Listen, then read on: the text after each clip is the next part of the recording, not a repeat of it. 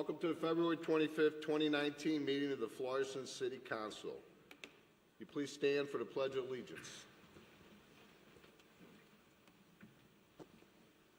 I pledge allegiance to the flag of the United States of America and to the republic for which it stands, one nation, under God, indivisible, with liberty and justice for all.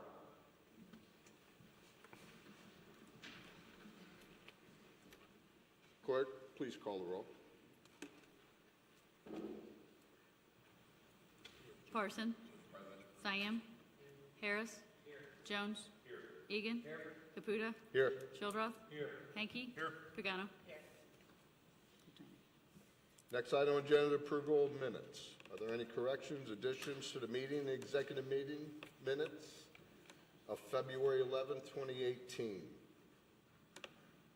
Hearing none, Councilman Jones moves to approve the minutes. Second by Councilman Siam. Any discussion? All in favor? Aye. Aye. All opposed? Ayes have it. Next item is a proclamation. Proclamation for retiring Fire Chief Scott Seplet, presented by Mayor Schneider.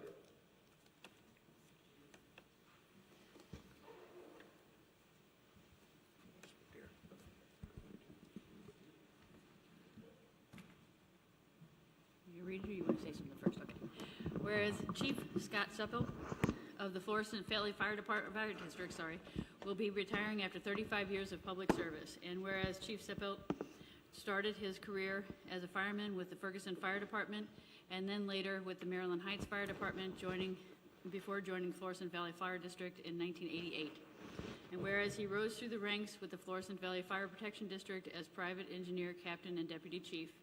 Whereas while as captain and deputy chief, he was instrumental in developing and overseeing all of the training in Florissant. He served on the boards of the St. Louis County Fire Commission, MOFAD, and Team Food Pantry.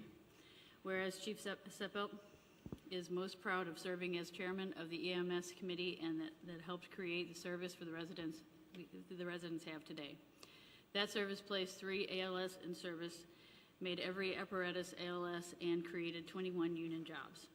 Whereas on January 1st, 2014, he was promoted to chief by the board of directors, where he held that position until his retirement. And whereas Chief Seplet will always be proud to have represented such an outstanding organization and will always be impressed with the compassion and resourcefulness of the men and women of the Florissant Valley Fire Protection District. And now, therefore, I, Thomas P. Schneider, Mayor of the City of Florissant, Missouri, do hereby congratulate Chief Scott Seplet on his retirement and for all of his dedication and commitment to the community that he served.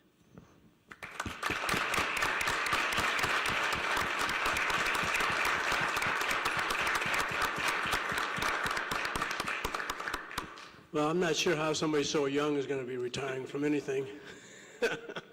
But I've been very blessed during my tenure as mayor for the last 8 years, and even before that the relationship between the City of Florissant and the Florissant Valley Fire Protection District couldn't have been better. And that goes a long way with your leadership and leadership of Chief Lowry. Your two departments meshed very well together. Chief, you want to elaborate on that? Sure. I just want to say, Scott, it's been an honor and a privilege working with you. Honestly, we couldn't have a better relationship. You're certainly going to be missed by myself and our entire community and the police department and everything that you've done personally for the City of Florissant and our residents. I couldn't say any more than just really appreciate it and thank you for everything you've done. And you're certainly a very good friend of mine, and I appreciate everything you've done. And of course, we'll continue to see you out and about. You still live here in the City of Florissant, and I know you're not going to leave. But thank you for everything you've done for your community and our relationship with not just our personal relationship, but the relationship between our two departments. Thank you. Council President Caputa. Thank you, Mayor. Yeah, Chief, congratulations on your retirement. Florissant Protection Fire District is the second busiest fire protection district in the metropolitan area next to the city of St. Louis. And it shows the leadership that you gave your men. It's just exceptional. So congratulations on your retirement, and it shows with our everyday fire department of what they do. The response is, you know, like I said, exceptional. So congratulations and good luck on every endeavor you do. And also, just another milestones that can be seen every day is the new fire department facilities are just absolutely phenomenal, especially the one you built in Old Town. And we really appreciate the fact that you respected the ambiance of Old Town, the historic significance of it, and you built a building that fits right in. I got to tell you, I'm truly humbled that you thought enough of me and my service to present this to me tonight. I would like to thank all of the council, and I mean that. I thank you for the invitations to your ward meetings, for the men's groups that I've been able to come out and share our mission with. Mayor, you're absolutely right. The relationship between the fire district and the city has never been stronger than it is right now. And Mayor, I thank you personally for always keeping me involved with the senior breakfast, your town hall meetings, you know, the fall festival. But I will say this, Chief Lowry and I are good friends, and the relationship, even though we're governed by two different bodies, government bodies, has just been unbelievably strong.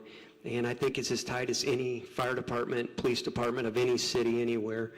And I'll say this, when the unrest was going on down in Ferguson, our guys were there the first night, the Quick Trip caught on fire, and we were there all the way till the last night. And I know one thing, Florissant, under your leadership, was there as well. And I would like to tell the residents that Tim and I met weekly multiple times, so that if that was going to come north of 270, we were ready to protect our residents. Tim, it's been a joy to work with you. I consider you a close friend. Thank you very much. Thank you, Chief. Thank you.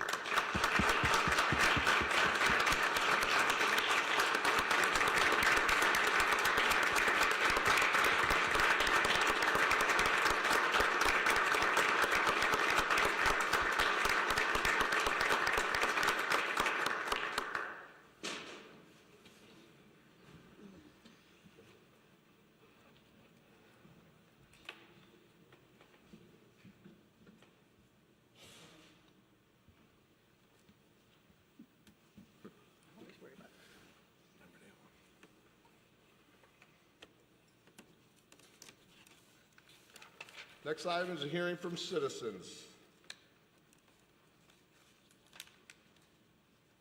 Hearing none, eh? I have none. Seeing none?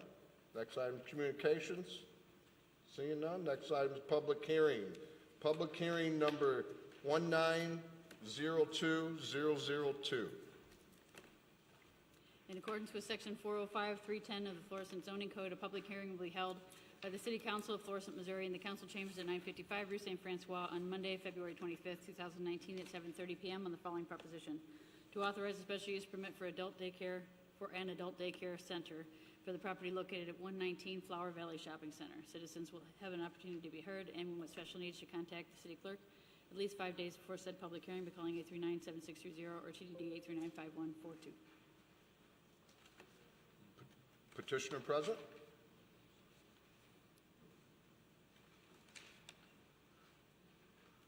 Yes, I'm Derek Kelp with Kelp Contracting. We're requesting to authorize a special use permit for an adult daycare center at property located at 119 Flower Valley Shopping Center. I'm doing two of these at the time, at this certain. This one here.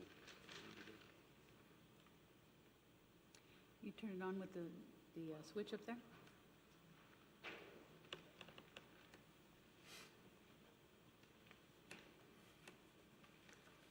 Okay, good.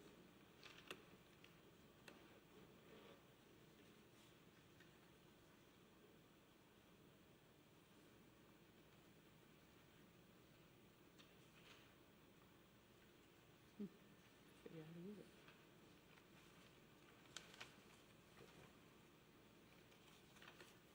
We was at planning and zoning last week, or 2 weeks ago, and they told us we had to have a, Microphone. Sir, can you, oh, sorry. Yes, we was at planning and zoning 2 weeks ago, and they told us we had to get 2 bathrooms in these units. So we're proposing that we add a bathroom next to this one, in this room here. A bathroom? Yes, there's already an existing bathroom. We have to add another one. There's no unisex bathrooms. And it'll be ADA accessible, just like this one, with the ADA toilet and the ADA sink with grab bars and everything that is required. The architect didn't get the plan submitted in time, so I'm just trying to get this thing pushed through with the other one. That's really all I got. Is that all you have, sir? Yes. Mr. Egan? Good evening, sir. Thank you. And you are the architect, correct? No, sir. I'm the contractor. You're the contractor. So do you have any information on the nuts and bolts of the business, their hours of operation, the number of people they're going to have in, the staff and that kind of? I do know it's state regulated. They're not here. I didn't see them. So I do know that they're going to have up to 20 people at one time. And how many staff will they operate with, and what their hours going to be? And I'm not sure about their hours of operation. I do know they're state regulated as far as staff per. correct. Okay. Very good. I guess I hate making decisions, not being able to talk to the people who are actually going to run an event like this. You're telling me you have one restroom, and all you're really telling me tonight is you're putting a new restroom in, correct? Yes, sir. Okay. And do you have any idea of what's going to be in these activities rooms or anything like that? I mean, yes, we have that on the print here. This will be an activities room. Excuse me, we are framing in some walls here. Mm-hmm. Here and there.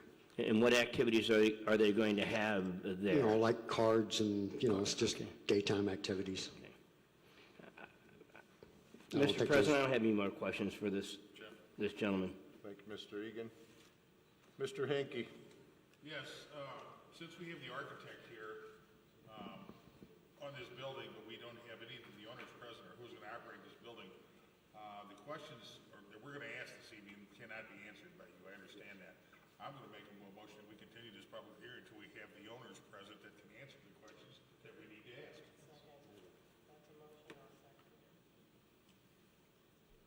So motion, we continue this, or postpone this public hearing to our next council meeting so we could get some more info.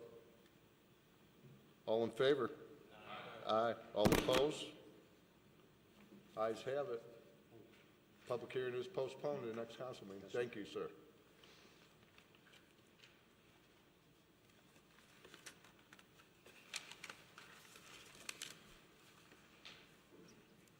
Next is public hearing number 1902003. Notice is hereby given in accordance with Section 405-135 of the Florissant City Code, the zoning ordinance as amended, that a public hearing will be held by the City Council of the City of Florissant, St. Louis County, Missouri, in the council chambers at 955 Rue St. Francois on Monday, February 25th, 2019 at 7:30 p.m. on the following proposition. To issue an amendment to B5 ordinance to allow for an adult daycare for the property located at 58 Grandview Plaza Shopping Center. Citizens and parties of interest will have an opportunity to be heard at said public hearing. Anyone with special needs should contact the city clerk at least 5 days before said public hearing by calling 839-7630 or TDD 839-5142. Is the petitioner present, please?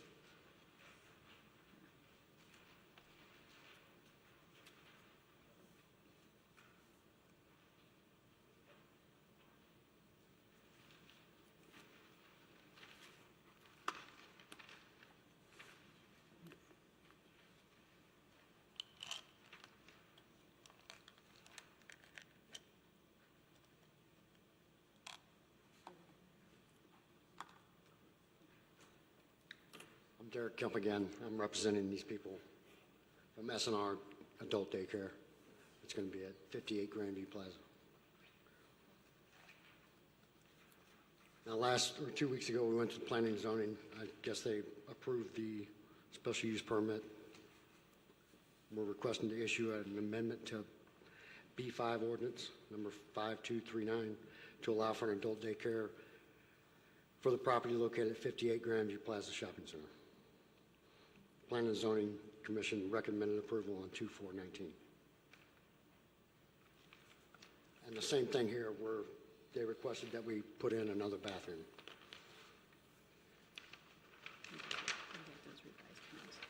which the architect did get his prints updated. And the owners of the business are here.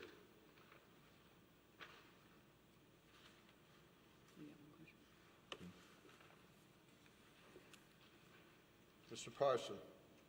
Thank you, Mr. President. Mr. Kemp, looks like business is good for you here. You got two of them. You got two of them on the agenda tonight. I'm working in Ferguson too. So.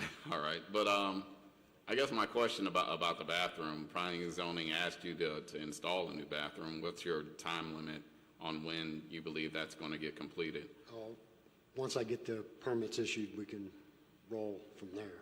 But I'm figuring about a month out, maybe 3 weeks. I've already been to MSD and got the sewer ladder locations and stuff like that. So as soon as we get the permits issued, we can start going. So it's two restrooms for the whole location? Yeah, there's already one existing. We're just putting in another one. Okay. For a minute. Maybe this is more appropriate for the owner, but how many residents do you anticipate being there at capacity? 25. Okay. And I'm not certain. What's the square feet on that location? 1,800. Ma'am, could you speak into the, Oh, I'm sorry. Like 1875, closer to 2,000 square foot. Okay. And how many employees will you have working there? If we had the 25, we will probably have like maybe 5, including a nurse. So 5, what would the other Well, 4 be? 6, Okay. including Okay. the nurse. The nurse would be number 6. The other Yes. 5 would be, Just what, staff. techs or staff? Okay. Okay. All right, I think that's all thank I you, Ms. have. Parson. Ma'am, could you state your name Nicole for the Williams. address, please, or for the record? Oh, Nicole Williams, 1870 Chardell Drive. Thank St. you. Louis. Oh. Mr. Jones. Yes, wanted to ask about, are we going to have medication on site? I'm sorry? Medication on site? Yes. If the client took medication during the hours, then it would be located in the lock. Okay, will that be in a lockbox? Yes, Or will it yes. stay overnight?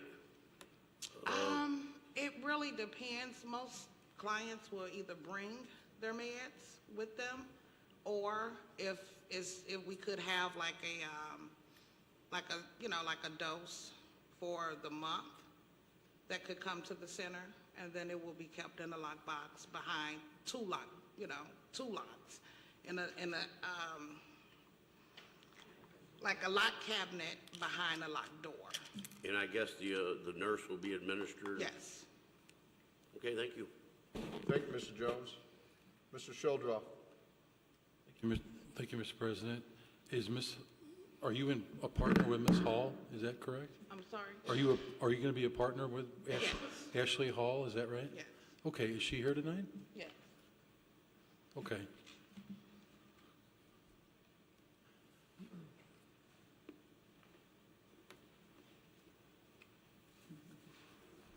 Ms. Hall, how are you?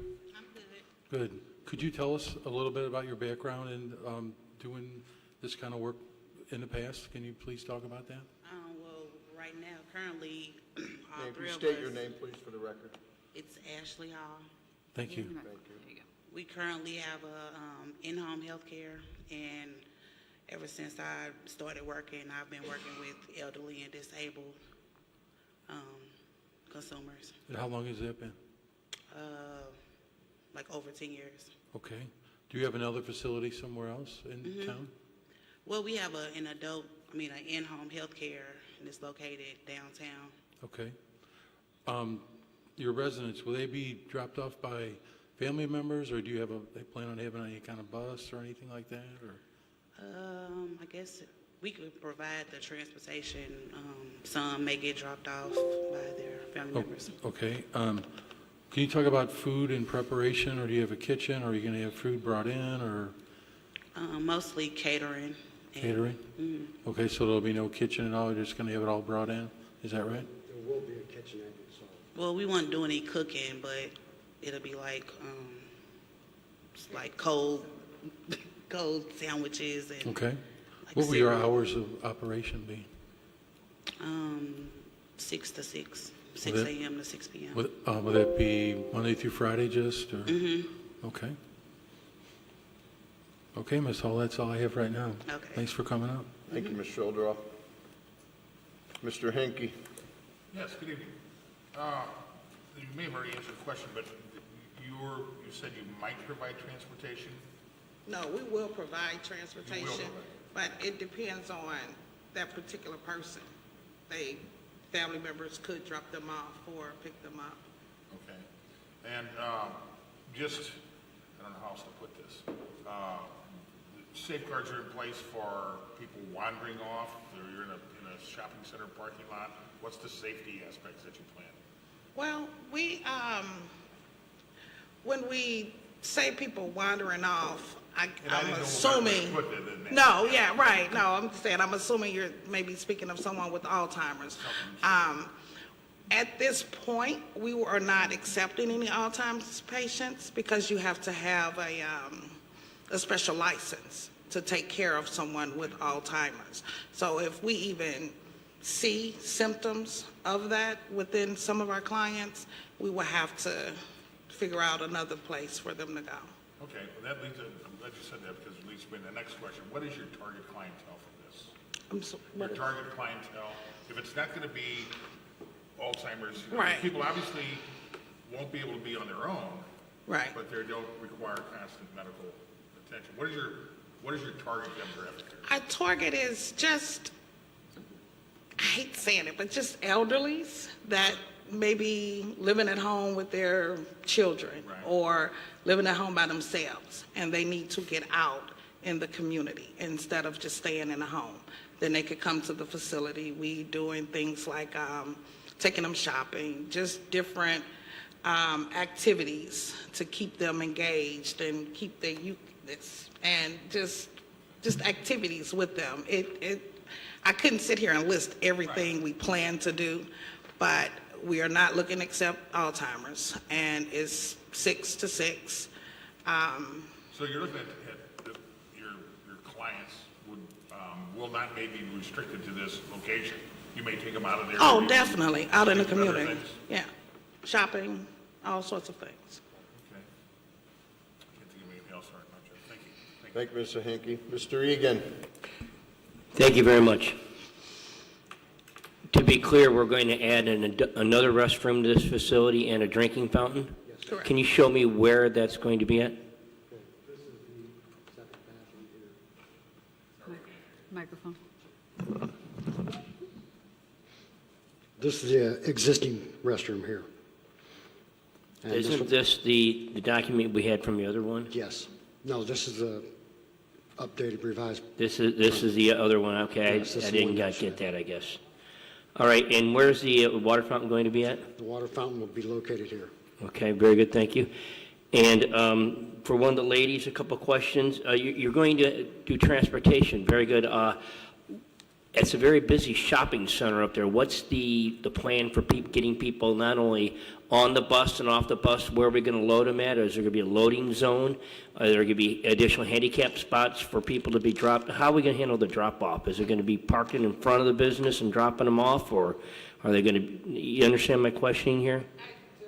There isn't like a parking zone right there. It actually Microphone, please. There isn't a parking zone right in front of the building, but there are several handicap spots. Actually, there's a slew of them right in front of the, kind of off to the side of the building. I think like the first, I want to say 10 or 15, could be 8 or 9, maybe 10, are handicapped. Okay. They also have an exit at the back of the building that they could. Yeah, we could load through the back as well. Because my concern is that people will pull up and violate the fire lane to drop people off, or that even you guys might violate the fire lane to load people up, and we certainly don't want to violate the fire lane ordinances, and so I want to get out in front of that right away. So, I don't know what the access and egress in the back of the building is, but certainly I have concerns about dropping off and again, loading for the trips. There is a fire lane out front. Correct. But there is satisfactory room in the back of the building to load. So no going in that we're really going to be concerned about dropping off right there at the front. And my concern is that people might want to do that because it's easier and closer and what have you. Also, my question, I'm a little concerned here. You're going to have up to how many, 23 people is what the occupant load can be 23 people? Is that including staff? It says. I actually thought it was 25. Okay. I mean, I actually thought it was 30. The staff. So I said 25. The staff analysis says the architectural plan A1 shows 23 people in educational areas, but state may limit that to space to 10 persons. So you're going to go by whatever the state ordinance, Right. the state regulations are. Okay, then the occupant load for staff is 6. That would be 23 and 6. Okay. And so that would be the maximum would be 29 according to the way I read this, correct? Yes.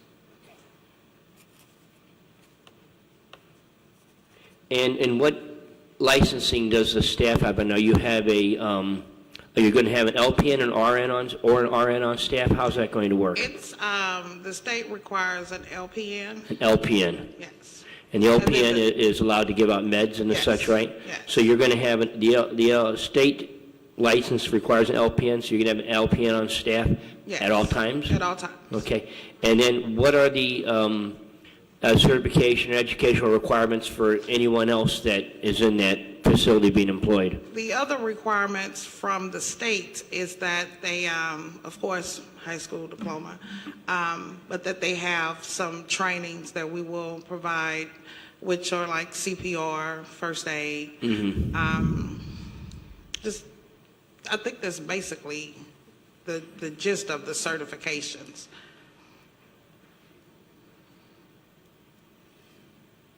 All right, that's all I have right now. Thank you, Mr. Thank Reed. you.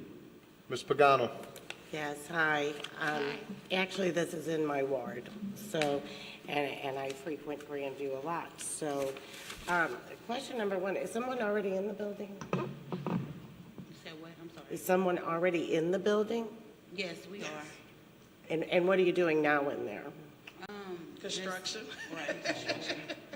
cleaning up. You mean the whole building? The whole, yeah, the whole, number 58, whatever number 58 was. I saw furniture, office things, I mean, things like that in there. So is that how it's going to be set up? Is that what you're planning on using as what's in there?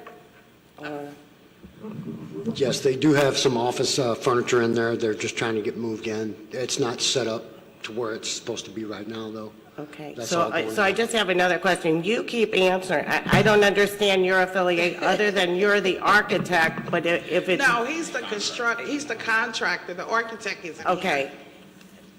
Because I'm just confused. He sounds like he's more of a business partner than... No, so not at all. That's where I was, because he keeps answering.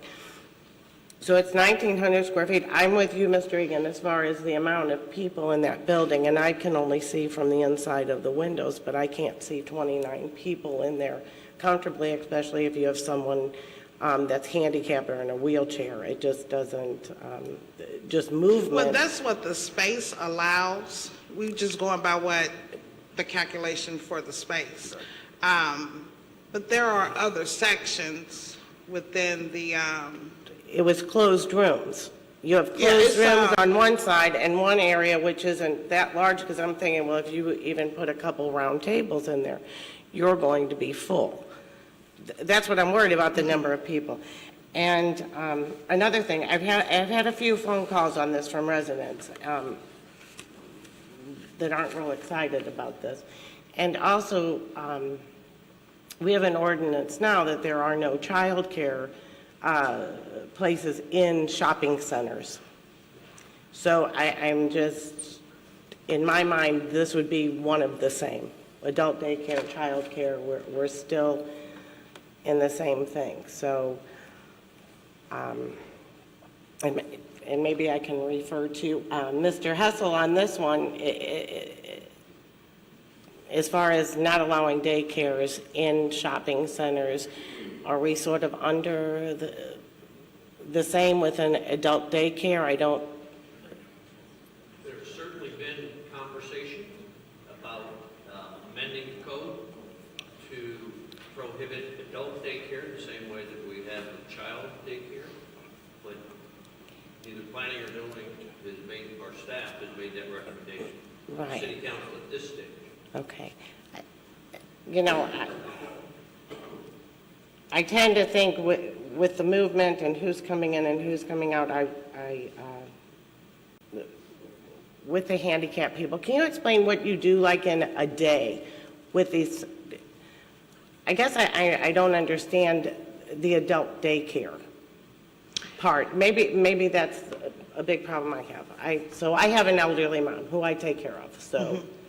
And so do I, and I have an elderly mother-in-law that lives with us, and she was part of an adult daycare because I worked, my husband worked.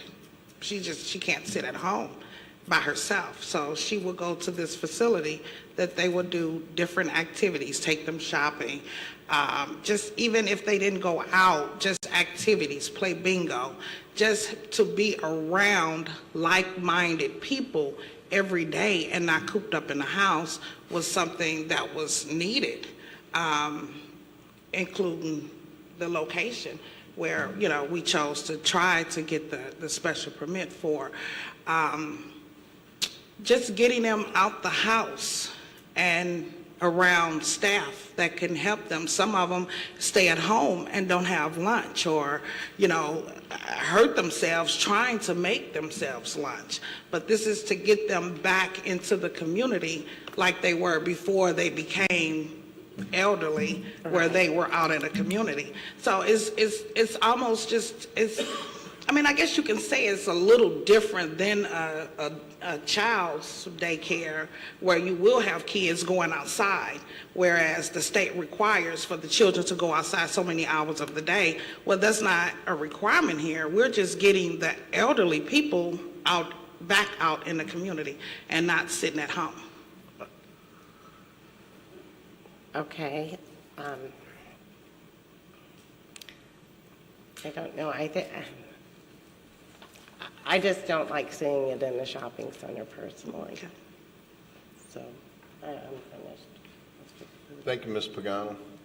Mr. Parson. Thank you, Mr. President. I'm sorry, after we got some of the other questions, I started thinking, what is necessary for you to meet all the requirements that are needed by the state between now and the day that you would have to open? Is there anything that you have to apply for, any legal requirements that you have to make for the state before you open the doors? And I'm not just speaking about what you need to do for the Right city. here. I'm talking about. Right. It really is not that much requirements. I mean, just your normal, just your business plan and all of that. They would run everybody's names to make sure they are eligible to work in a facility. It's not a lot of requirements that I can think of off the top. It's just a normal submitting a proposal to open it up. Okay, I understand. Okay, that was my question. Thank you. Thank you. Thank you, Mr. Parson. Mr. Hinkie. Yes. A couple things, questions keep coming up here. Robert asked me, Mr. Parson asked a little bit about the state requirements. Well, I'm sure there's state requirements on licensing this. Yes. And I'm sure it's going to be a little more than just a business proposal, because someone's going to have to do, like you say, the background checks and the professional checks on this. What does the state require? Is this operation going to be part of any state or federal program? It'll be with the Department of Health and Senior Service. They will do all of that once we submit the proposal. So it's like we submitting a proposal to them, then they're going to do their job to do all the backgrounds and check that. It's not that we do it. So you're applying to the city right Right. For your occupancy permit to operate Exactly. the business there. But you're also applying for the state or the federal for Exactly. senior services for not financing, but monies, if you will. But for the approval. For the operation of this business. Exactly. Okay.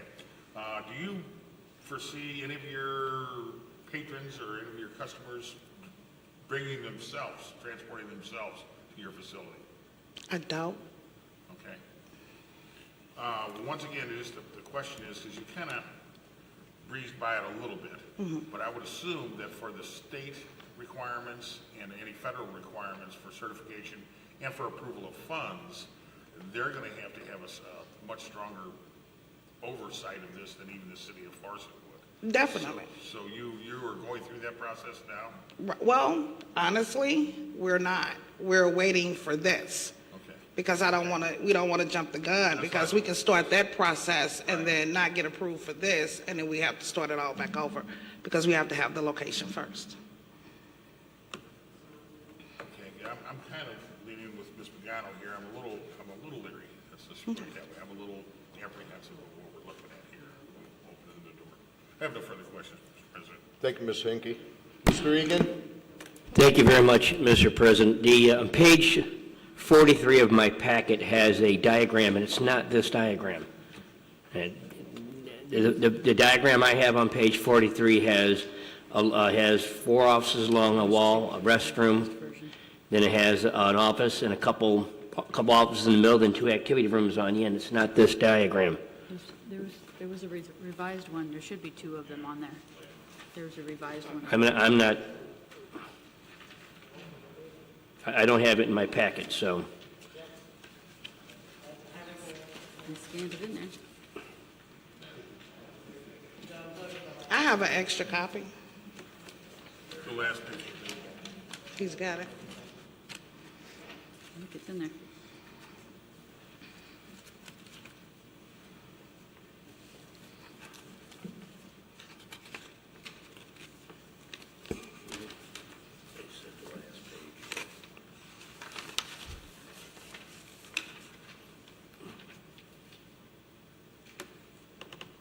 No, I don't have it. Do you have it? I can't find it. You have this page on the very back sheet, and then go to the other side. I can look off of Mr., I'm going to borrow Mr. Shildroff's here. And now, is there a kitchenette in this now? Because in the original document I had, did not have a kitchenette, so this document does have a kitchen in it? Yes. Okay. Located right Okay. here next to the bathroom.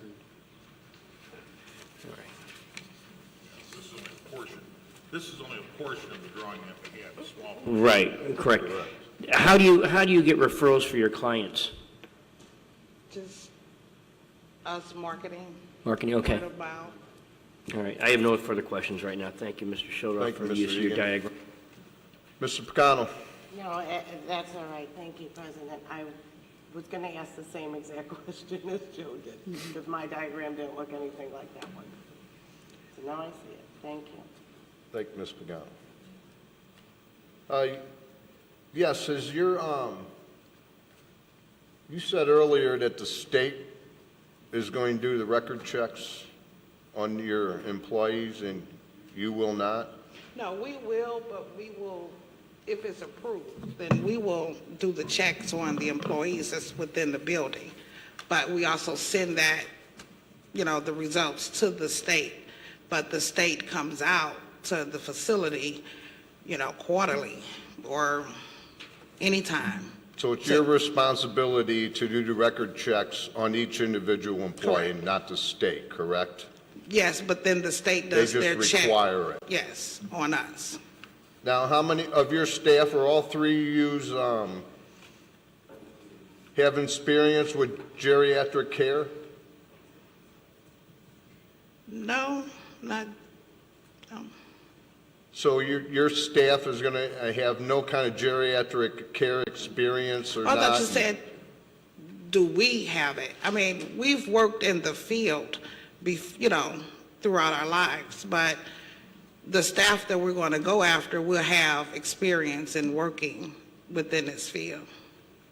Because I know, Ashley, you're a proprietor now also of an in-home Yes. care? Now is totally separate from what you have now, correct? Yes. Okay, that's all the questions I have. Actually, I would like to come by there one day and take a look at the facility. I mean, I did drive by there, but like I was with Ms. Pagano, it was kind of hard to see in there. I know you have that partition right directly in front of that door. Is that staying? So when you come in with a handicapped person with a wheelchair, you either you open that door and boom, you're right there at that wall, correct? You say you're right there at the wall? When I went by there today and looked at it earlier, I looked through it and it just, you're looking at the door and there's like a wall with a decoration sitting there in front. Is that wall actually staying? Yes. Yes, the wall is staying. We're required to have a 5-foot radius for handicap, and we've got this radius here for turning radius to come in and either go whichever way. Because that's my biggest concern is your handicap access, and I mean, you're going to go in there and you got to hurry up and make that right-hand turn or left-hand turn to get into the facility. It's a really big space. Is it bigger than what it looked like? Yes. I think there's 7 foot in there, actually.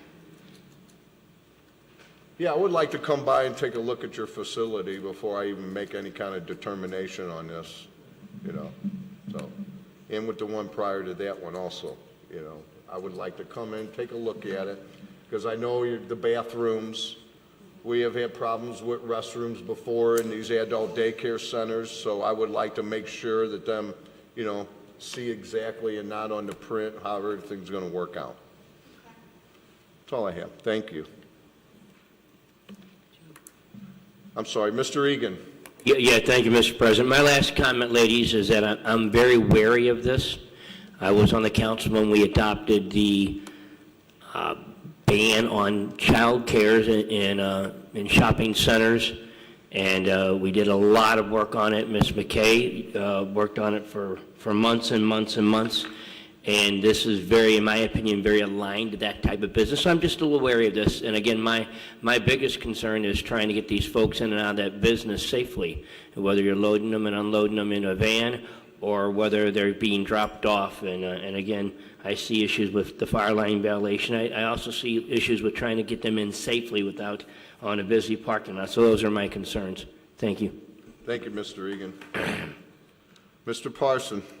Yes, thank you, Mr. President. I think we're probably in a similar situation than what we had with the first daycare. I mean, I'm in no way an expert on adult daycares. I don't have enough information to really know what should or shouldn't be there. So I think we probably need some more time to really digest all of this. So I would make a motion that we postpone this hearing also.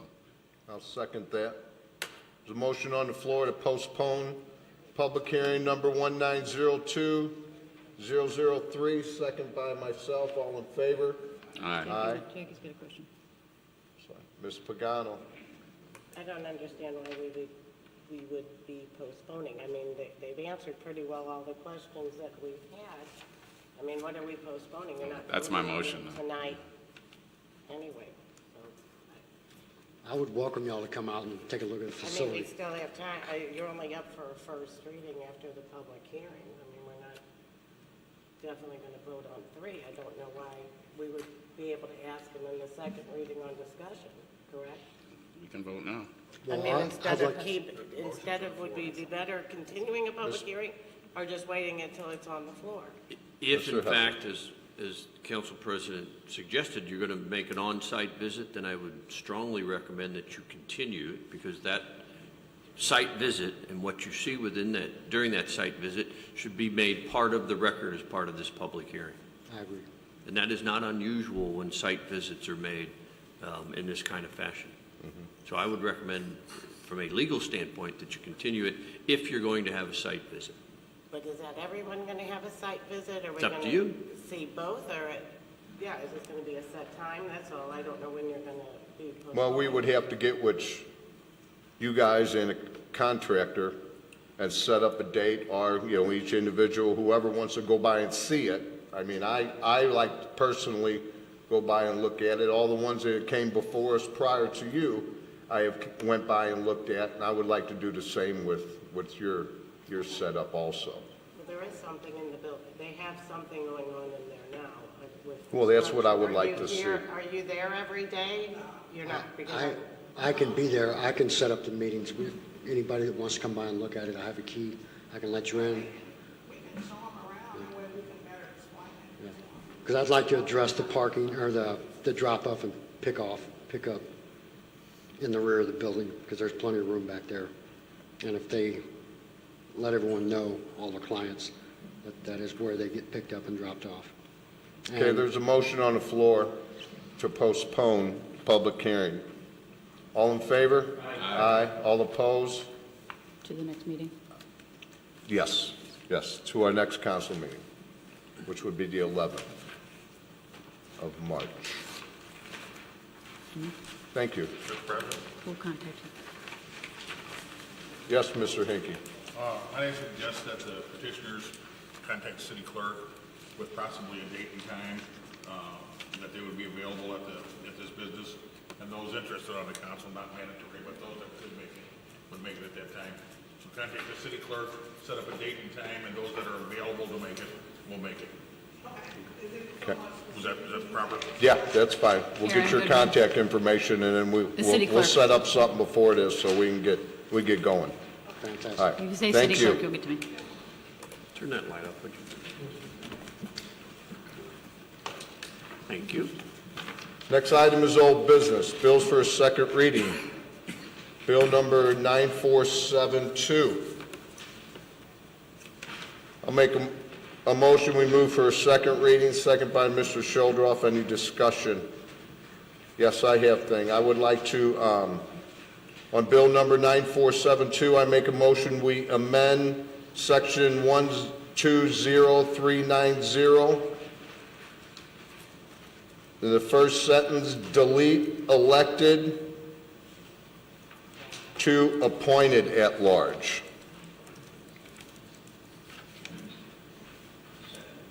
Second by Mr. Egan.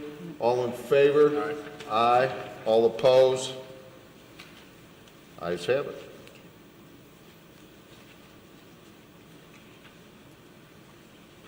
Read it for a second. All in favor? Yeah. All in favor? Of second reading. For a second? Aye. All opposed? Ordinance amending Title I, Section 120, Boards and Commissions, Article 8, Citizen Participation Committee by deleting the section in its entirety and replacing it with a new section. Councilman Hinkie moves for a third reading, second by Mr. Harris. All in favor? Aye. All opposed? Ayes have it. Ordinance amending Title I, Section 120, Boards and Commissions, Article 8, Citizen Participation Committee by deleting the section in its entirety and replacing it with a new section. Before the final vote is taken, is there anyone in the audience like to speak on this bill?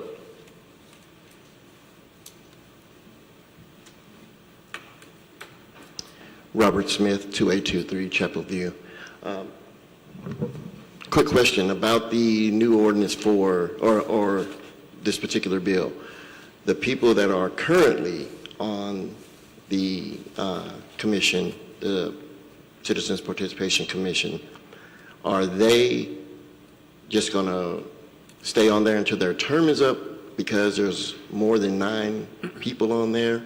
Or how is that going to work? That would, if their term is up, and then we would reappoint them, and then they would be reappointed for the 3-year term. Well, no, I'm saying because I know according, what I thought I read was that there's only going to be 9 individuals on that now. 9 members, correct. Right, but there's more than 9 on there now. It would be until their term is up. Okay, that's what I needed. Thank you.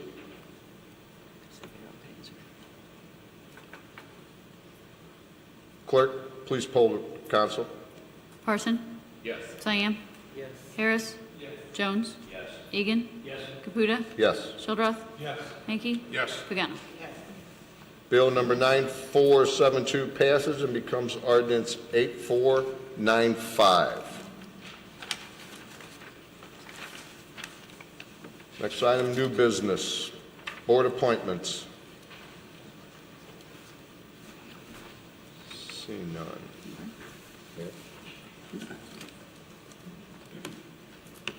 Next item is resolution number 1007.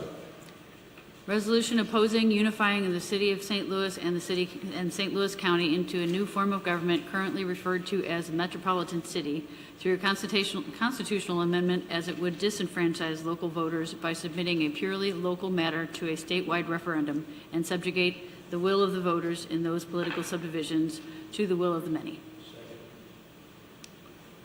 Councilman Egan moves for a second reading, second by Ms. Pagano. Is there any discussion? All in favor? Aye. All opposed? Ayes have it. Resolution opposing unifying the City of St. Louis and St. Louis County into a new form of government currently referred to as metropolitan city through a constitutional amendment as it would disenfranchise the local voters by submitting a purely local matter to a statewide referendum and subjugate the will of the voters in those political subdivisions to the will of the many. Mr. Jones moves for a third reading, second by myself. Roll call, please. Parson? Yes. Siam? Yes. Harris? Yes. Jones? Yes. Egan? Yes. Caputa? Yes. Shildroth? Yes. Hanky? Pagano? Yes. Before the final vote is Wait. taken. I gotta read it. Nope. I knew that. Resolution opposing, I don't know what to read the thing. Opposing unifying the City of St. Louis and St. Louis County into a new form of government currently referred to as metropolitan city through a constitutional amendment as it would disenfranchise local voters by submitting the purely local matter to a statewide referendum and subjugate the will of the voters to of those political subdivisions to the will of the many. Before the final vote is taken, is there anyone in the audience that would like to speak on this bill? Mayor? Yeah, I just state the obvious, that the safe, historic, patriotic, and faith-based city of Florissant would be summarily dissolved if the dastardly un-American Better Together plan was passed in a statewide vote that would undermine not just Florissant voters, but disenfranchise every voter in St. Louis and St. Louis County. Thank you, Mayor. Kevin? Thank you, thank you, Mr. President. I was curious why we even have to have a proposition for this, because we don't, first of all, they can say, well, it's the whole state of Missouri is voting for St. Louis County, Kansas City. The whole state's voting for St. Louis. We did the same thing a year ago, and it was Executive Steve Stinger that pushed the state of Missouri twice, trying to get their tax rate raised, and they couldn't get it raised. So he proposed that they put a half-cent sales tax countywide, including the municipalities.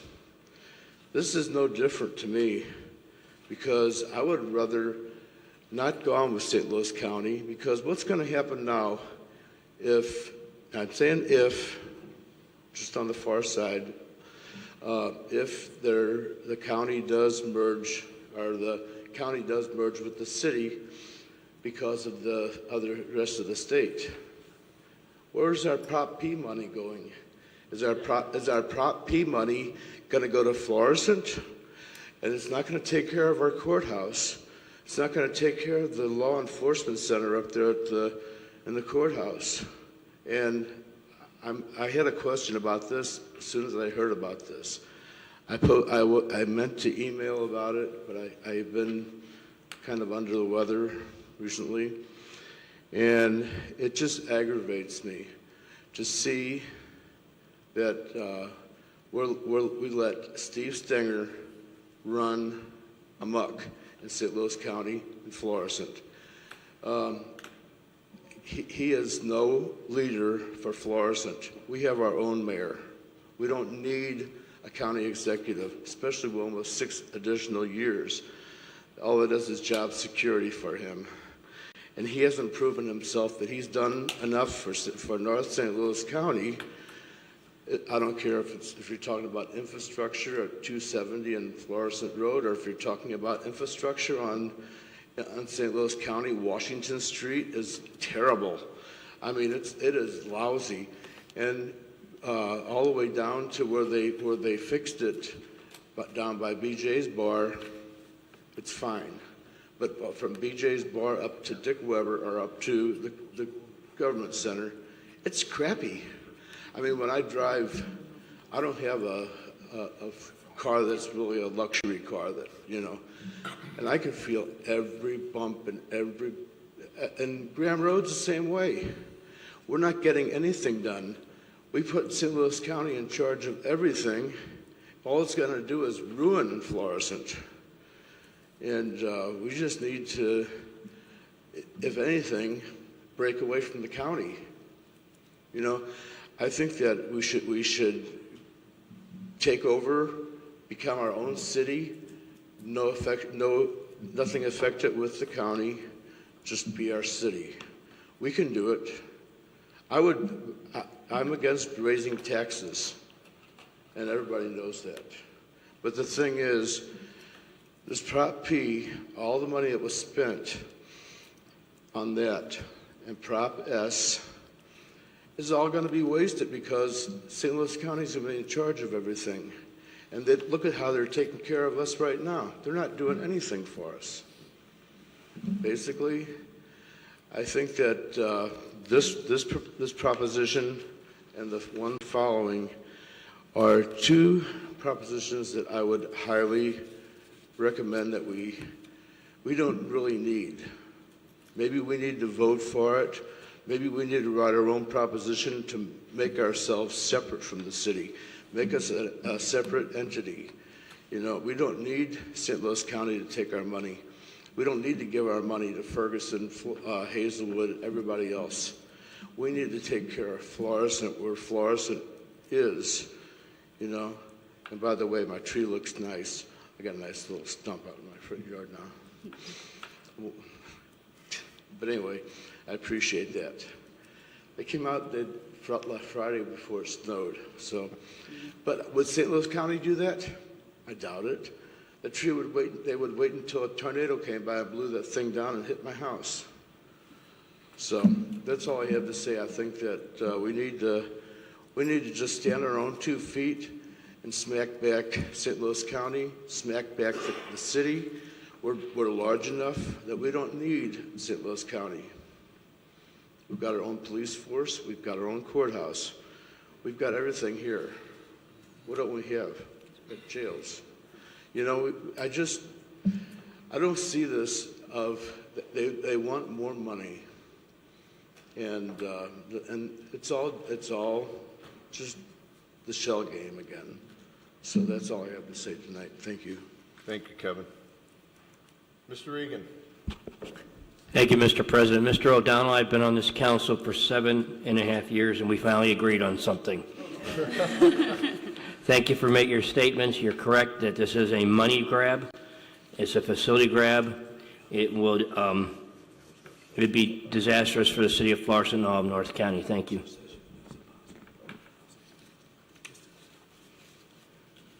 Mayor? Ms. O'Donnell and the general public, the idea sounds very inviting to be our own entity. The city of Chesterfield expressed that same sentiment, but the reality of it would take a vote of Florissant in the affirmative, and it would take a vote in the entire St. Louis County in the affirmative in a very expensive election to do that.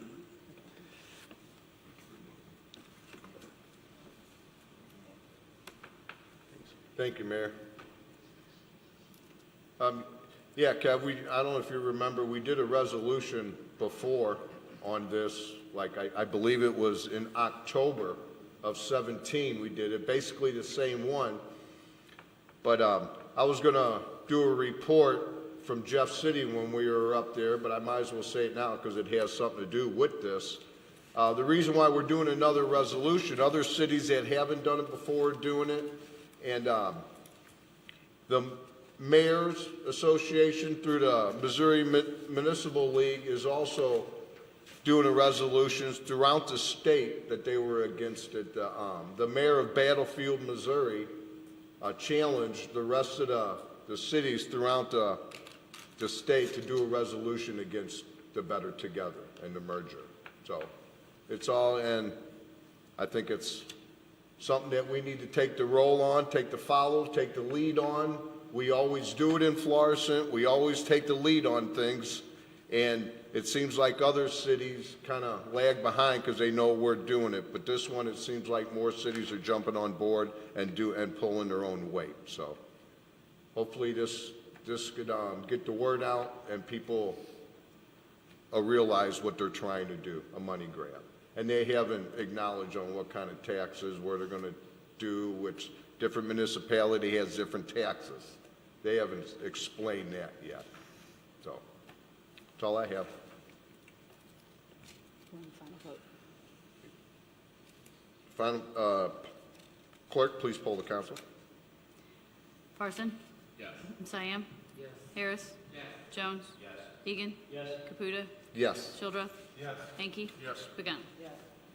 Resolution number 1007 passes, becomes ordinance 8496. No, it's just resolution. Just a number. regular. Just keep it. Okay.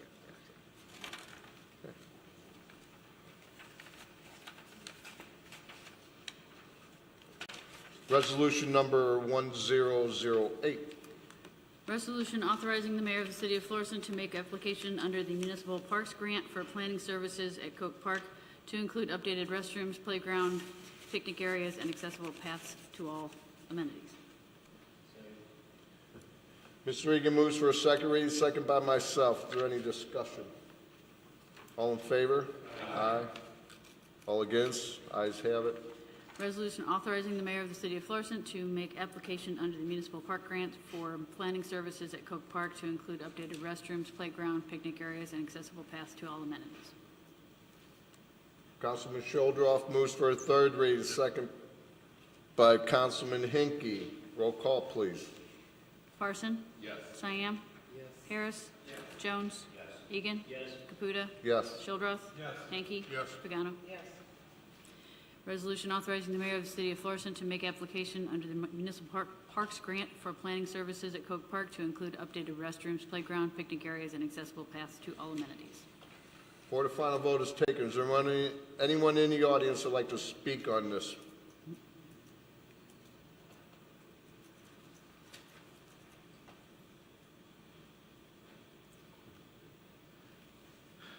Kevin O'Donnell, 512 Rancho Lane, Florissant, Missouri, 63031.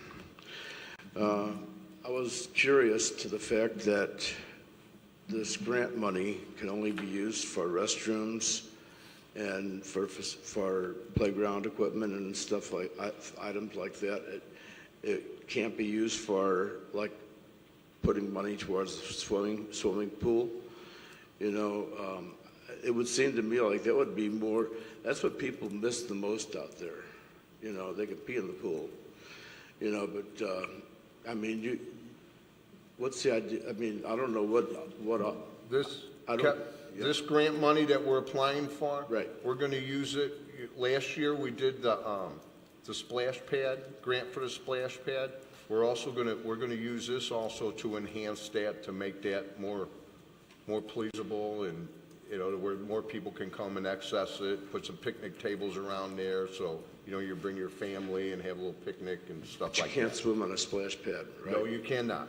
Not yet, anyway. Okay, but I was just wondering, I was curious if this grant money would be permissible to put towards a pool, because I don't live up there. Not this grant, no. This. No, not this one, Council. So, I mean, I don't know what these grants cover, you know, and it says restrooms. I hope that they're not going to put the stainless steel ones in like they had up there next to Fritz, up there by the water tower, because those are some. It reminds me of being in prison when you walk in there. And I've never been to prison, but it looks like, you know, prison restrooms. Stainless steel sinks, stainless steel toilets, you know, no toilet paper, not even a corn cob. So anyway, I was just curious if that was all there were, that this grant money is good for, because I still hear people complaining or talking about, you know, they wish that they would have a pool up there again. And I said, well, I'll wait for it to rain, you know, wait for it to rain and go in the pothole. That's all I can suggest. All right, Okay, thank that's you. all I have, thank you. Clerk, please poll the council for the final vote. Parson? Yes. Cyan? Yes. Harris? Yes. Jones? Yes. Egan? Yes. Caputa? Yes. Shildroth? Yes. Hanky? Yes. Pagano? Resolution 1008 passes. Next item is requests. Councilman Shildroff moves to accept the application to transfer special use permit numbers 7710 from Land West number 7 LLC to Just go with Keisha Vajana Van? Go with Dunmart. Just go with Dunmart. Go with Dunmart, right. Doing business as Dunmart for the location of the ground sign at 1395 Dunn Road. Second by myself. All in favor? Aye. Oh, sorry. I'll change it. All opposed? Ayes have it. Application is accepted.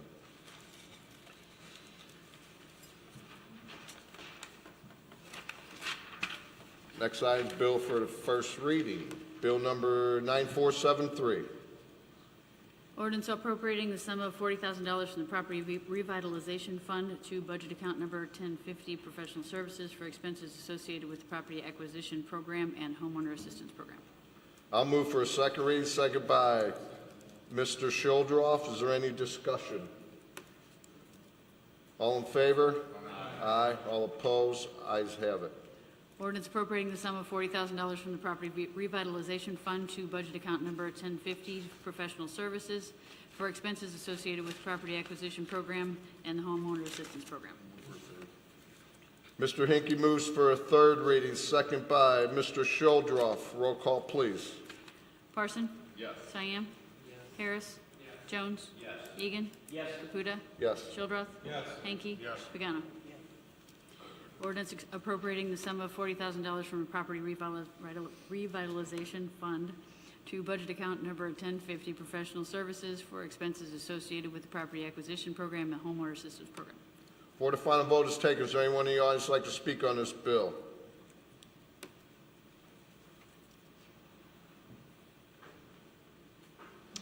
Robert Smith, 2823 Chapel View. I have a question about the 40 grand. And I'm trying to find online where this new budget, because according to the budget you have on, there's no money in that account. There's the balance for the budgetary year, adopted budget for 2019 for the Property Revitalization Fund is zero. Ms. O'Meara, since the director of the Yeah, there you go. motion to suspend the rule by Mr. Egan, second by Ms. Shildroff. All in favor? Aye. All opposed? Ayes have it. Carol? So the Property Revitalization Fund was funded several years ago for the Property Acquisition Program and the Homeownership Assistance Program. There is a balance in the account of a little over $40,000, but they round it.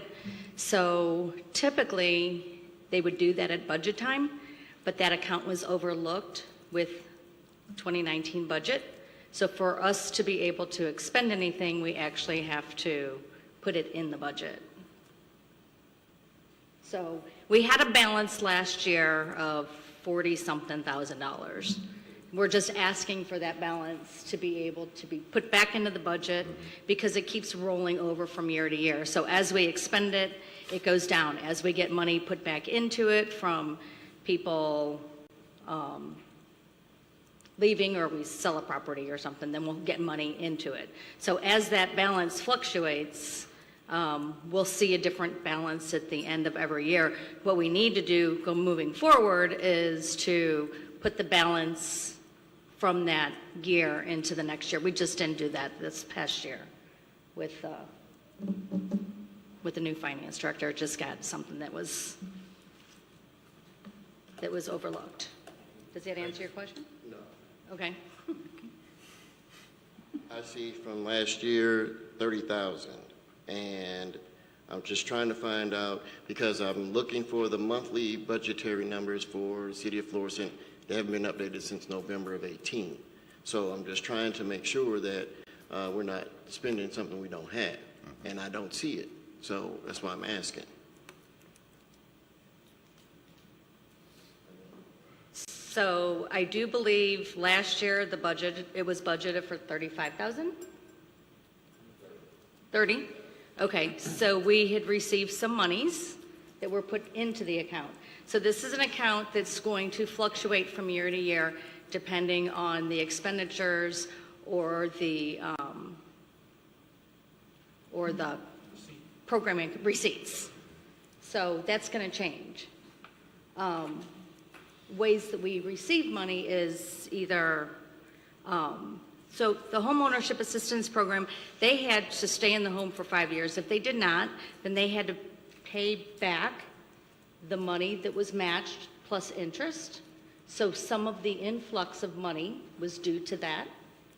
And then right now, a lot of people are coming up on their 5 years, so now we have to do deeds of releases. So we're going to spend money, so now it's going to deplete. But then if we sell a property, we could have influx. So there's going to be a change. So that's why there's a difference between 30,000 and 40,000 this year. But it's a rollover account every year. I guess that's my question. We adopted a budget, and it's not there. So That's why we're doing this, because it got missed. I didn't hear it. That's why we're doing this, because it got missed when the budget happened. Okay, That's so why we're there transferring is- the money, So there or is appropriating the $40,000 money. Available. Yes. in this particular account. Okay, maybe I can explain it a different way. So when they originally put the $500,000 into that property revitalization fund, The grant. well, it actually came out of general revenue. So the council devised a program, a fund, property revitalization fund, that had 2 programs in it. And they funded it for $500,000. And that was back in 2000 and something, yeah. Well, we're in 19, so maybe 13? Yeah. 2013. So that $500,000 was taken out of the general funds back in 2013. So that went into account. That account stays at that account. And it reduces as we spend it. It increases as we get money. So that money was taken out in 2013. So that's an account in itself that will continue to be until it comes down to 0. So it's separate from the budget as you know it, or as you're looking at, because that $500,000 is in its own little special account, like your own checking account. Okay, so where is that account, so the citizens can see how much money is in that account? Well, normally it's in the budget. Did not make the budget in 2019. It was an oversight. So we're just adding it to it. I get that part. I'm just asking you the account. You're saying it's got its own separate account. Which is. I can't find that account on the Florissant site as far as the monthly numbers that run. That's what I'm looking for. That's what I can't find. You'd have to ask the finance director on that one. Yeah, None of us are going to be able to answer that question. Okay, so we're transferring 40 grand from. We're not really transferring it. We're just You're appropriating it so 40 we can grand spend it because it's into the already there. professional fees, so that you can purchase a property. Well, actually, so I can do deeds of releases, but yes. Or anything else that comes up. Okay. Thank you. Okay, thanks. Thank you, Robert. Mr. Egan? We're okay. Clerk, please poll the council for the final vote. Parson? Yes. Cyan? Yes. Harris? Yes. Jones? Yes. Egan? Yes. Caputa? Yes. Shildroth? Yes. Hanky? Yes. Gano stepped out. Nice job. Bill number 9473 passes and becomes ordinance 8496. Okay, the next two we have to remove. Bill number 9476. Do we have to make a motion to remove that from the agenda? Yes. Correct. We need a motion to remove it from the agenda, Which one? Oh. the next two. I'll make a motion that we remove Bill 9474 from the agenda and 9475. Second by Mr. Egan. All in favor? Aye. All opposed? Ayes have it. Bill number 9476. Ordinance authorizing a transfer of special use permit number 7710 from Land West number 7 LLC to Dunmart for the location of a ground sign located at 1395 Dunn Road.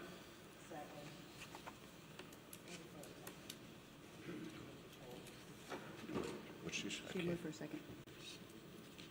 Ms. Pagano moves for a second reading, second by myself. Is there any discussion? Thank you. Did you want to second it? Oh, your light was still on. Okay. All in favor? Aye. All opposed? Ayes have it. Ordinance authorizing a transfer of special use permit number 7710 from Land West number 7 LLC to Dunmart for the location of a ground sign located at 1395 Dunn Road. Ms. Pagano moves for a third reading, second by Mr. Harris. Roll call, please. Parson? Yes. Cyan? Yes. Harris? Yes. Jones? Yes. Egan? Yes. Caputa? Yes. Shildroth? Yes. Hanky? Yes. Pagano? Yes. Ordinance authorizing transfer of special use permit number 7710 from Land West number 7 LLC to Dunmart for the location of ground sign located at 1395 Dunn Road. Before the final vote is taken, does anyone in the audience like to speak on this bill? Seeing none, clerk, please poll the council for the final vote. Parson? Yes. Cyan? Yes. Harris? Yes. Jones? Yes. Egan? Yes. Caputa? Yes. Shildroth? Yes. Hanky? Yes. Pagano? Bill number 9476 passes and becomes ordinance 8497. Next item is council announcements. Mr. Egan. Thank you very much, Mr. President. This next Saturday begins the St. Ferdinand Charity Basketball Tournament and Barbecue.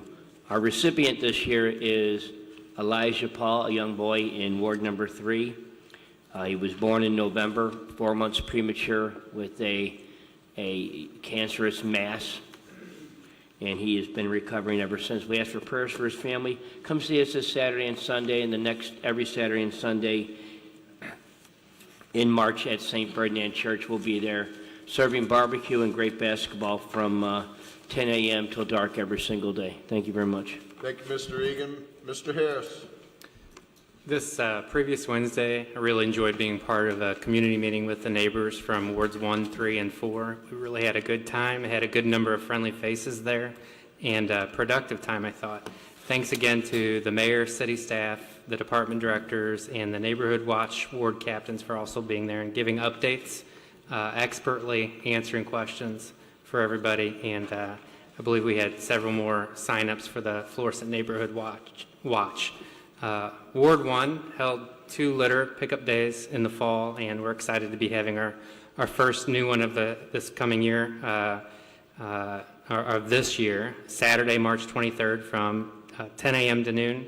We'll meet at the Schnucks at the corner of Shackelford and Melanphy Road, and we'll have all the supplies and safety vests there to help run it smooth. As a side note, I reached out to one of the nearby middle schools today and trying to recruit some young people to be involved in this one. So excited to keep going with that and just be a part of community in that way. Thank you. Thank you, Ms. Harris. Mr. Parson.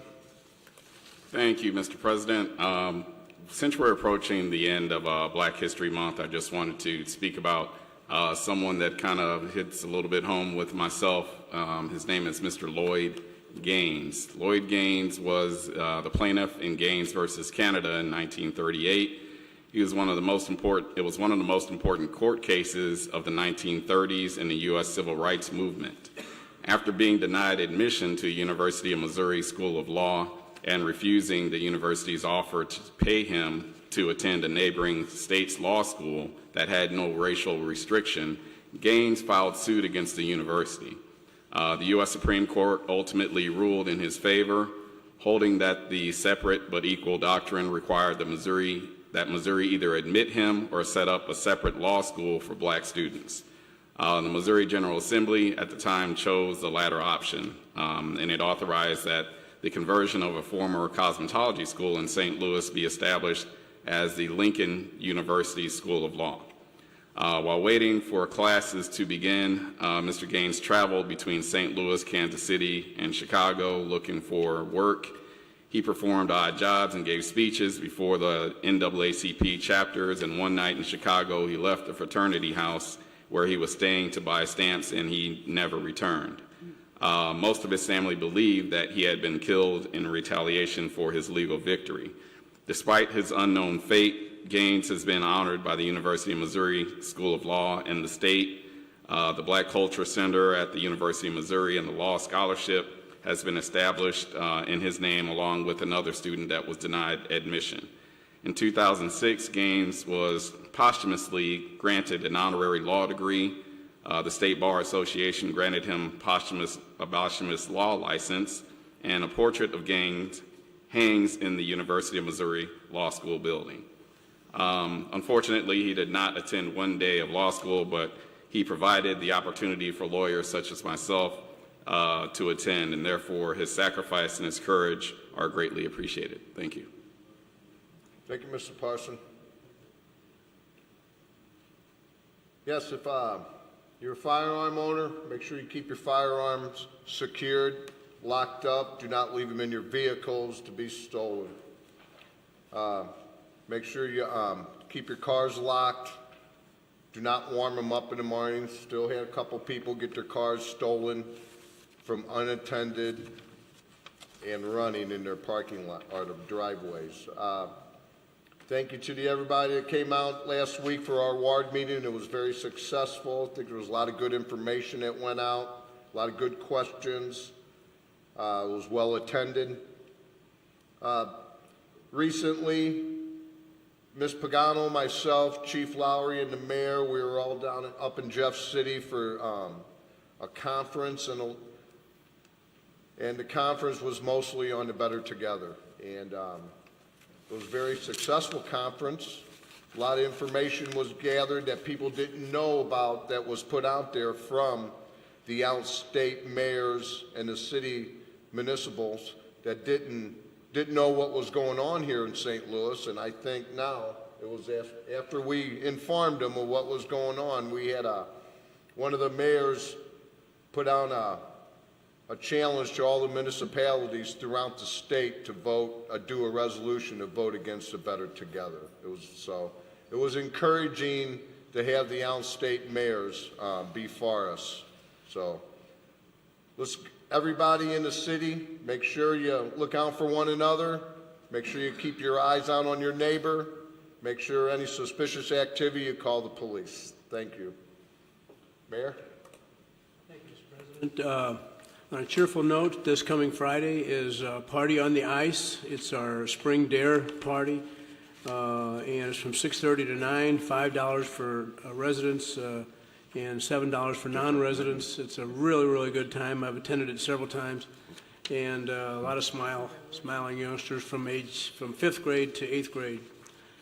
And then Sunday, March 3rd, plan on brunch at Handel's to benefit Florissant Old Town Partners. Some of the proceeds from your spending at Handel's will go to Old Town Partners. That's this Sunday. We're going to have next Tuesday a Walk Through History plaque dedicated to honor the late Phil Fuller. That's going to be at 6:30 p.m. at 699 Rue St. Francis prior to the Old Town Partners 7 o'clock meeting.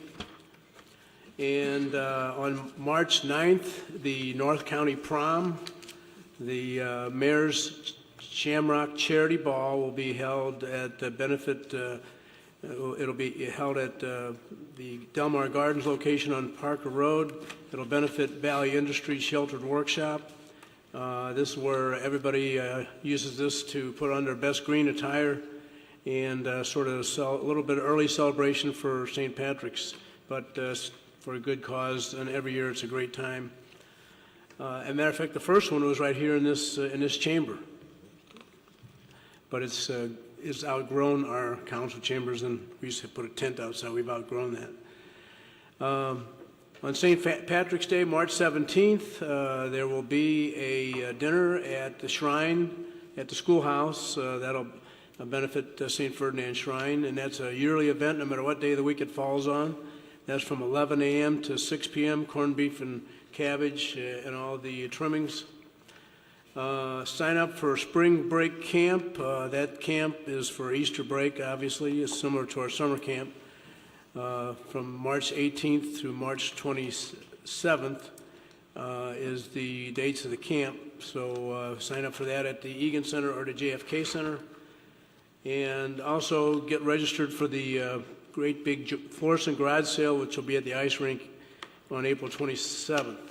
Also, if you haven't already heard, Judge Boyle has announced plans to move his family to Oklahoma City, and questions on what effect this will have on the April 2nd election for a municipal judge should be directed to the city clerk, Karen Goodwin, at 839-7630. Thanks.